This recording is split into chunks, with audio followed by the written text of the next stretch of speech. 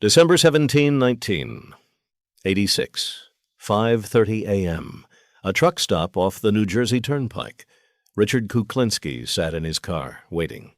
He thought he was about to close a deal for cyanide and a mob hit. Instead, undercover ATF agents surrounded him, guns drawn. Operation Iceman was over. The suburban family man, the guy who coached Little League and went to Mass every Sunday, was America's most prolific contract killer, or so he claimed. This wasn't just another criminal takedown.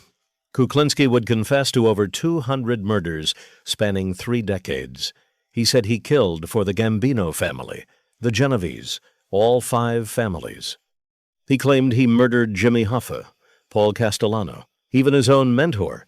He used guns, knives, crossbows, grenades, ice picks, and his favorite, a nasal spray bottle filled with cyanide. He froze bodies to confuse forensics. He fed victims to rats in caves. He was the mob's most reliable killer, a man without conscience, remorse, or fear. His family had no idea. But here's what the documentaries don't tell you. Law enforcement believes most of it was a lie. The ATF agent who arrested him said, "I don't believe he killed 200 people. I don't believe he killed 100. I'll go as high as 15, maybe." Mob experts called him the Forrest Gump of Mafia hits. His wife said he was capable of terrible violence, but even she questions the scale of his claims. So who was Richard Kuklinski really? A criminal mastermind? A serial fabricator? Or something more disturbing? A man who discovered that infamy could be manufactured with nothing but words. This is the story of the Iceman. The man, the myth, the monster, and the uncomfortable truth about which parts were real. He was born April 11, 1935, in a cramped apartment on 4th Street in Jersey City, New Jersey. Stanley Kuklinski, his father, was a Polish immigrant who worked as a railroad brakeman and drank like the job depended on it. Anna McNally, his mother, was a devoutly Catholic Irish-American who worked at a meatpacking plant and believed stern discipline came straight from God. Both beat their children regularly. Richard was the second of 4 kids. Stanley's beatings weren't just abuse. They were warfare. In 1941, he beat Richard's older brother, 7-year-old Florian, to death. The parents told authorities the boy fell down the stairs. No investigation followed. Stanley eventually abandoned the family, but he'd come back periodically, always drunk, always violent. Richard later said his father would beat him with fists, belts, whatever was available. Anna continued the tradition. She'd hit Richard with broom handles until they broke on his body. Once, young Richard watched his mother try to kill his father with a kitchen knife. This was home. Anna dragged him to Catholic Mass every week, made him serve as an altar boy, told him God was watching, that punishment was love, that pain built character. Richard absorbed a different lesson. Power came from inflicting fear, and the world was divided into predators and prey. He rejected Catholicism, called his mother a cancer, but the damage was permanent. By age 14, Richard Kuklinski had dropped out of school after 8th grade. He was already over 6 feet tall, close to 200 pounds, growing into the giant he'd become, 6'5", 300 pounds of controlled rage. He spent his teenage years prowling Jersey City, looking for ways to hurt things. He tortured neighborhood cats, killed stray dogs. And according to his later claims, he beat the town bully to death when he was 14, his first murder. This detail, like so many others, was never verified. But something happened in those years that turned hurt into hunger.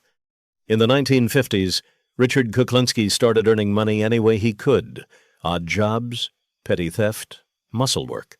He met Linda, got married, had 2 sons, Richard Jr.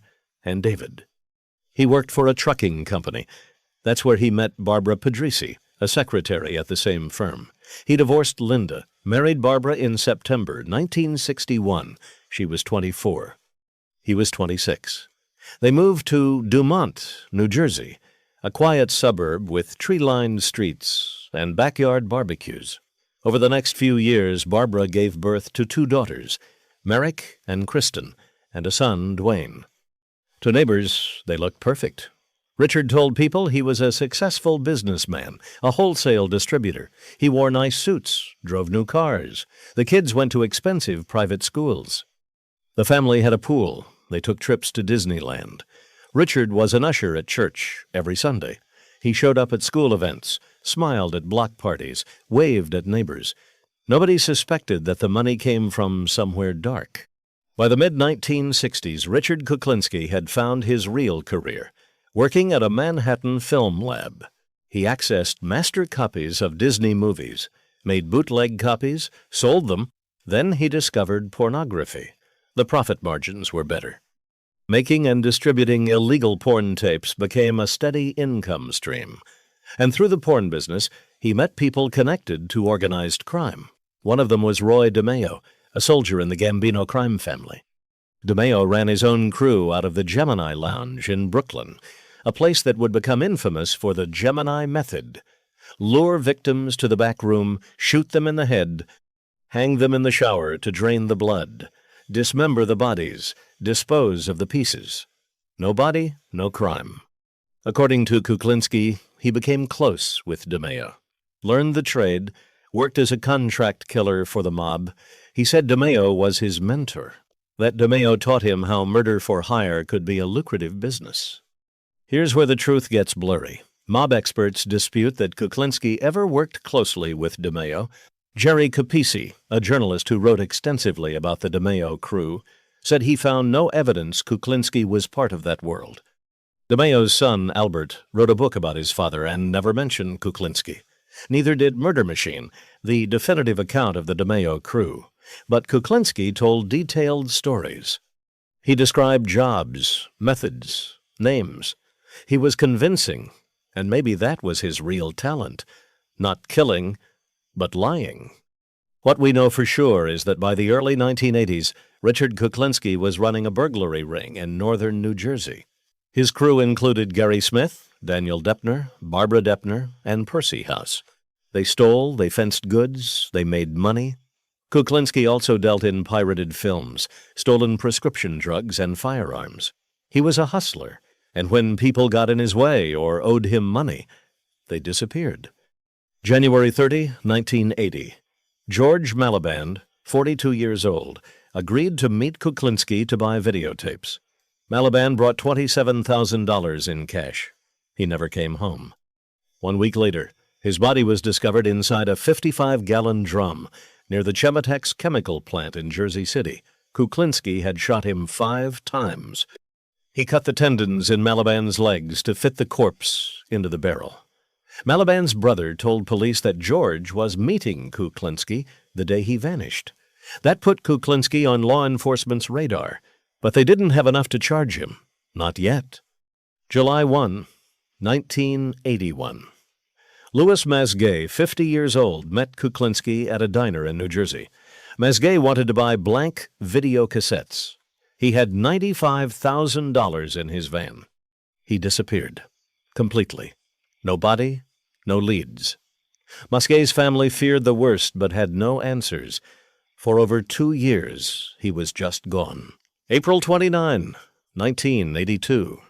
Paul Hoffman, a 51-year-old pharmacist, frequented a storefront in Paterson, New Jersey, a place that sold stolen goods out of a back room. Hoffman wanted to score stolen Tagamet, a popular ulcer medication, to resell through his pharmacy.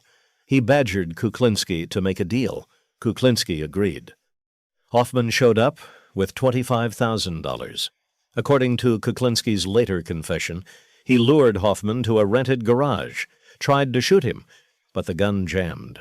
So he beat him to death with a tire iron, stuffed the body into a 55-gallon drum, left it outside a motel in Little Ferry, New Jersey. One day, the drum disappeared. Hoffman's body was never found. By 1982, law enforcement was investigating Kuklinski's burglary crew.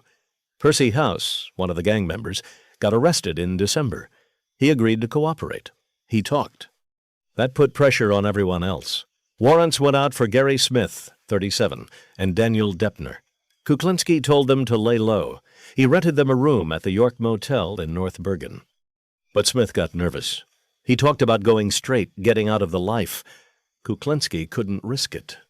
According to testimony from Barbara Deppner, Daniel's wife Kuklinski decided Smith had to die.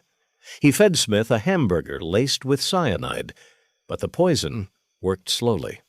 So Daniel Deppner strangled him with a lamp cord. They left Smith's body wedged between the mattress and box spring of the motel bed.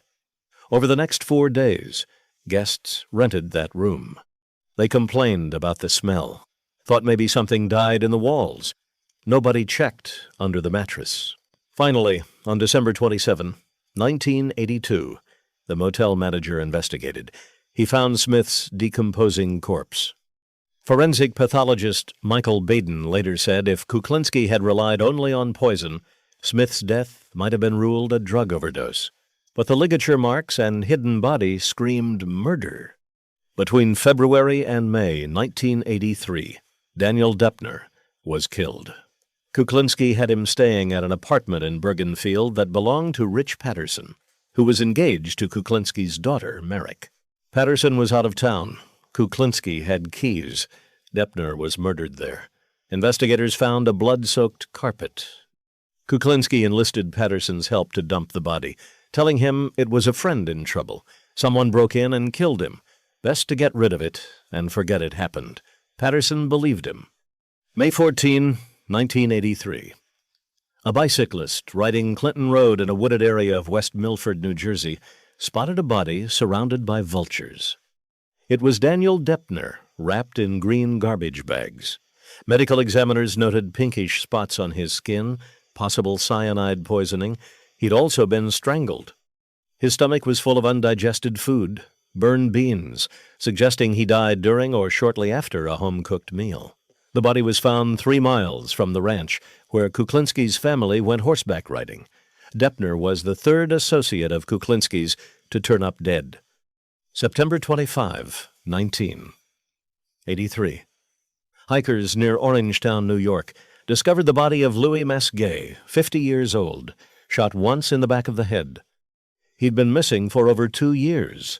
But here's where it gets strange. The Rockland County medical examiner found ice crystals inside Masquet's body on a warm September day. The body had been frozen, stored somewhere cold, then dumped 15 months after his death. Masquet was still wearing the clothes his wife said he'd worn the day he disappeared. Kuklinski had kept him in a freezer, tried to let him thaw, but didn't wait long enough. The ice crystals gave it away. That's how he got the nickname, the Iceman. Pat Kane, a detective with the New Jersey State Police, had been building a file on Kuklinski for years. 5 unsolved homicides, all connected to one man. Kane was obsessive, methodical. He worked the case quietly, gathering evidence, connecting dots. By 1985, the New Jersey Attorney General's Office and the Bureau of Alcohol, Tobacco, and Firearms launched Operation Iceman, a joint task force dedicated to taking Kuklinski down. The ATF was involved because Kuklinski dealt in illegal firearms. ATF Special Agent Dominic Polifrone went undercover.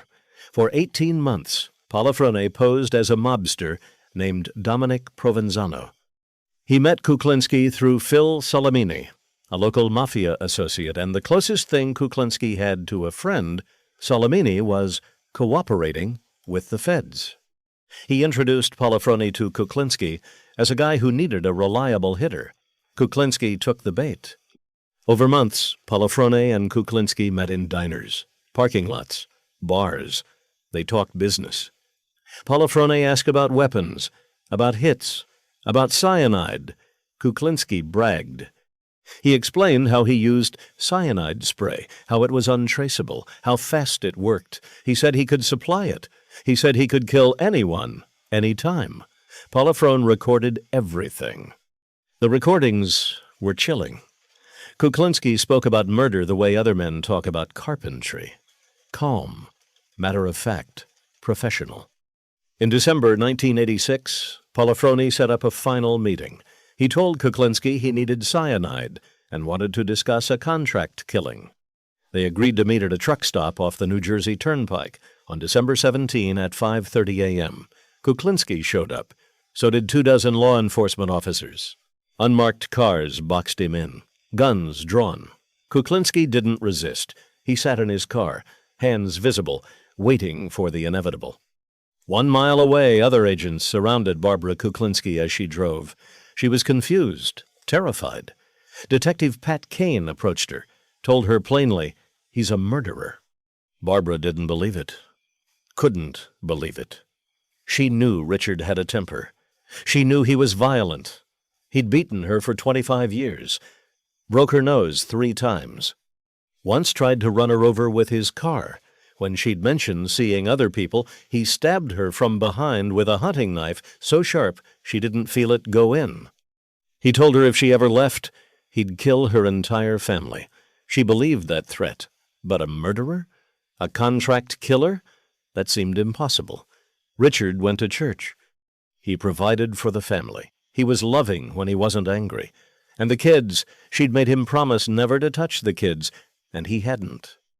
Their daughter Merrick would later say he once killed her dog in front of her, punishment for coming home late. But Barbara insisted she never knew about the murders. Richard Kuklinski was charged with 5 murders. George Maliband, Louis Mesgay, Paul Hoffman, Gary Smith, Daniel Deppner. In March 1988, after a highly publicized trial, he was convicted of 4 murders. He later pled guilty to killing Mesgay. The defense argued the cyanide poisonings couldn't be proven. They were right. It's difficult to prove cyanide murder after decomposition, but the evidence was overwhelming. Witnesses, recordings, bodies. Kuklinski was sentenced to consecutive life terms.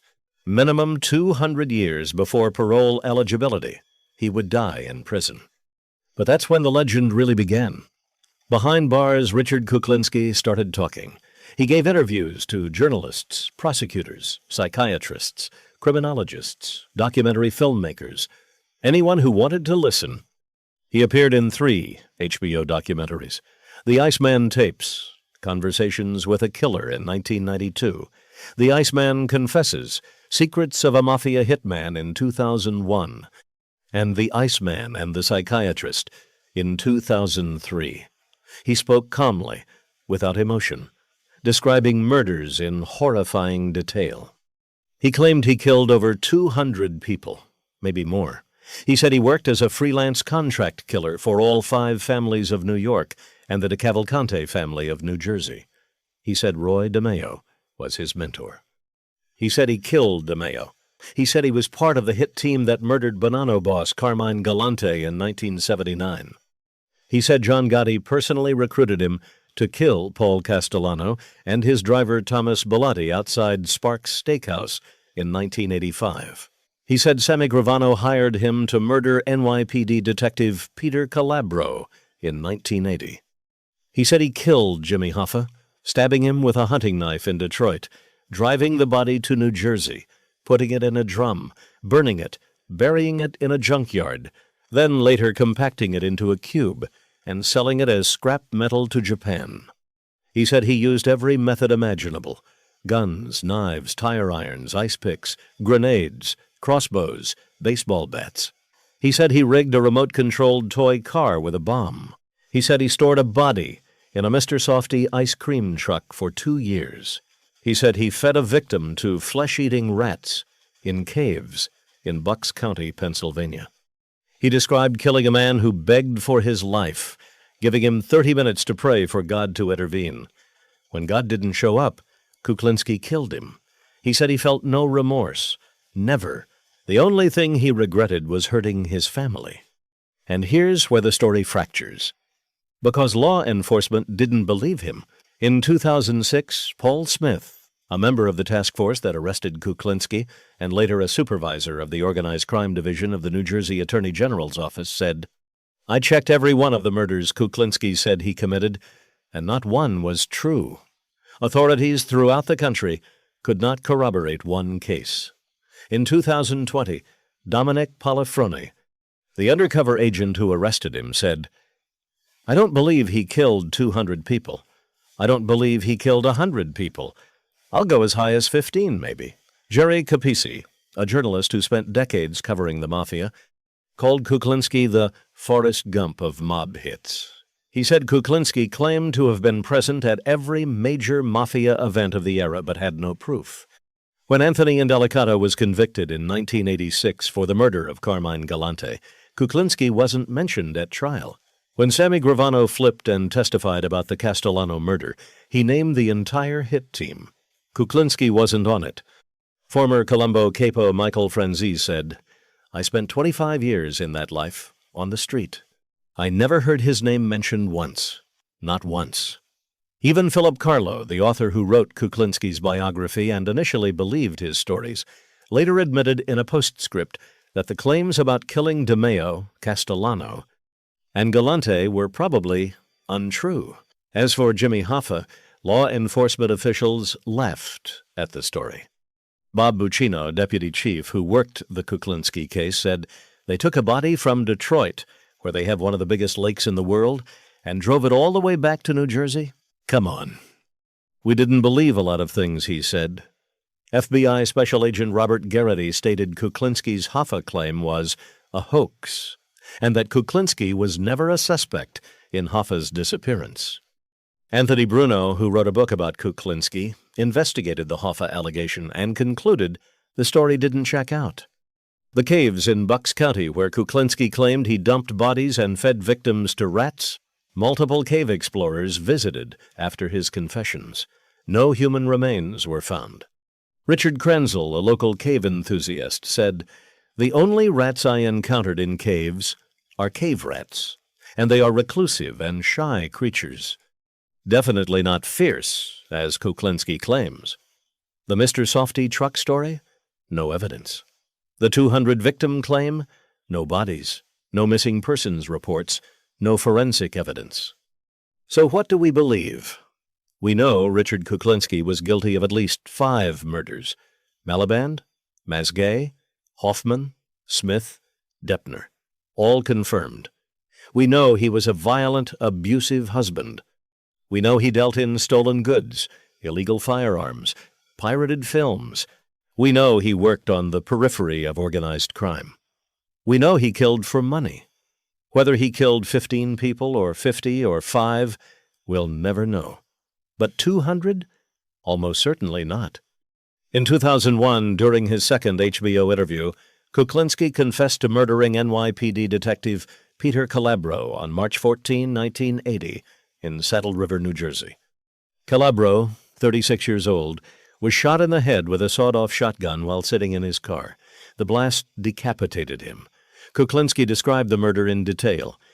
Said he parked his van on a narrow road, forcing cars to slow down, then waited in a snowbank until Calabro drove by at 2 a.m. He said Sammy Gravano hired him for the hit and provided the weapon. He said he didn't know Calabro was a cop, but he probably would have killed him anyway.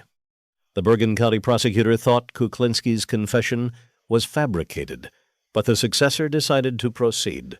In February 2003, Kuklinski was charged with Calabro's murder.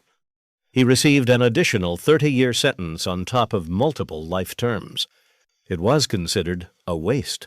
He was already over 100 years away from parole eligibility. Sammy Gravano was also indicted based on Kuklinski's testimony. Gravano denied involvement and rejected a plea deal. The charges were dropped after Kuklinski died in 2006. Why did Richard Kuklinski lie? Psychiatrist Park Dietz, who interviewed him extensively, suggested Kuklinski was driven by ego and a need for notoriety. In prison, reputation is currency. Being known as the mob's most prolific killer brought respect, fear, protection. It made him famous. It made him important. Philip Carlo, who spent years interviewing Kuklinski, believed he was a pathological liar who added extra value to his brand with every new story. Anthony Bruno said Kuklinski was intelligent, manipulative, and understood how media worked. Each documentary, each interview, each book added to the legend, and Kuklinski enjoyed it. Barbara Kuklinski divorced him in 1993. She said it was for money reasons. She visited him in prison, but only about once a year. Their daughters grew up, moved on, tried to make sense of the father they thought they knew. In interviews, Merrick said she struggled with the duality. He was loving and then monstrous, gentle and then terrifying. Barbara maintained she never saw evidence of the murders. She saw the violence. She saw the rage. But the killing? That was a separate life. Richard Kuklinski's health deteriorated in prison. By 2005, he was diagnosed with incurable inflammation of the blood vessels. He was transferred to the hospital. Barbara came to visit one last time. Kuklinski, in and out of consciousness, asked doctors to revive him if he flatlined. But on her way out, Barbara signed a do not resuscitate order. A week before his death, hospital staff called and asked if she'd changed her mind. She hadn't. Richard Leonard Kuklinski, known as the Iceman, died on March 5, 2006, at the age of 70. He'd spent the last 20 years of his life crafting a myth. Whether he killed 5 people or 50, whether he worked for the mob or just talked a good game, one thing is certain. He understood that in America, infamy is a commodity, and he sold it better than anyone. Pat Kane, the detective who spent years hunting Kuklinski, believed he was responsible for far more than 5 murders. Kane estimated as many as 300. But Kane never had proof, just instinct. Just years of watching a man who lied as easily as breathing. In the end, Richard Kuklinski took the truth to his grave. And maybe that was the final act of control, leaving us with questions. Leaving us unsure, making us wonder which version of the Iceman was real. Because here's what this story reveals about the nature of evil. It's not always the monster in the mask. Sometimes it's the man at Mass, the father at the barbecue, the neighbor who waves from his driveway. Richard Kuklinski proved you can live 2 lives, keep them separate, and fool everyone who matters. For 25 years, he sat at the dinner table with his children, kissed his wife goodnight, and woke up to do it all again. And whether he killed 10 people or 100, the fact that he could smile through it, that he could function, that he could love and destroy in equal measure, that's the part that haunts. In his final HBO interview, Kuklinski said, "I've never felt sorry for anything I've done, other than hurting my family. I do want my family to forgive me. But forgiveness requires truth." And Richard Kuklinski never gave them that. He gave them a legend, a performance. A story so big, so brutal, so unbelievable, that the real man disappeared behind it. This is the double life of the Iceman. Not the kills he claimed, but the lie he lived. And that might be the coldest thing about him.